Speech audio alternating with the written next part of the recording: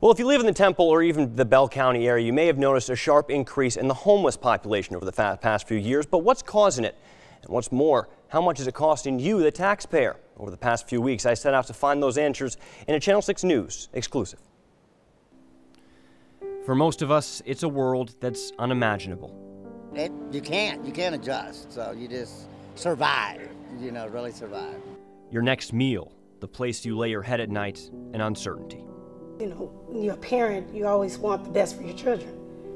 And, as soon as we find housing, our life will be complete. But for countless people across Texas, life on the streets is a stark reality. Homelessness doesn't have a particular face, it doesn't have a particular reason. On any given day, it is estimated some 23,000 people are homeless in the state of Texas. Some of those right here in Central Texas. I started living on that bench. A large percentage of them are in Temple. Rental rates in our community have gone up quite a bit. And on a minimum wage job, you can't afford 90% of the housing in this community.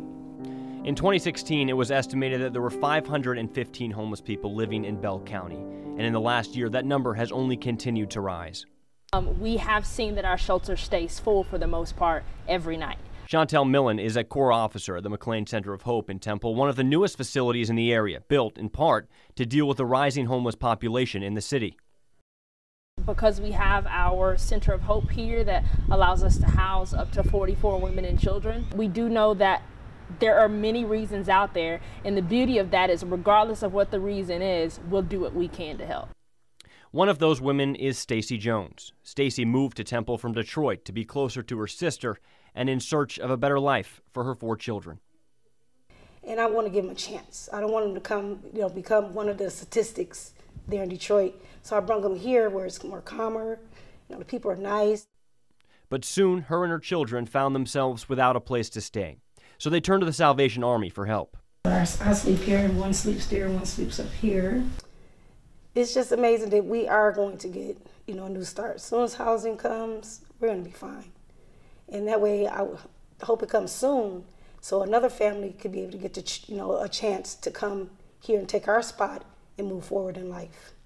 Stacy's story is just one of many in Temple, a city that has seen a huge influx of people and businesses in recent years. But as the city grows, so too has the number of people that have found themselves living on the streets. As the rental rates keep rising and the housing, there's more and more of it, but it all costs so much more than before that it's hard to keep up with payments. But it's not just the less fortunate who are paying the price. Homelessness costs taxpayers money as well. According to the National Alliance to End Homelessness, a chronically homeless person costs taxpayers an average of more than $35,000 a year. Oh, Lord, it's hard. I've got COPD real bad. I don't know.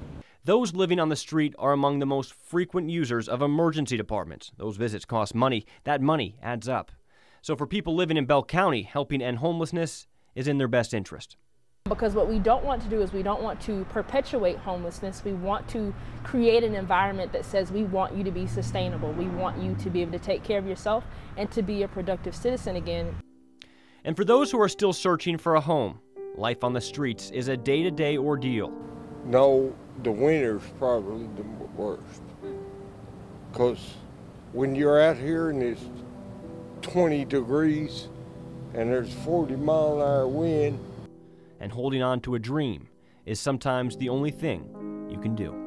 My wishes and hopes are to especially be in our own home for Christmas. That's what I want.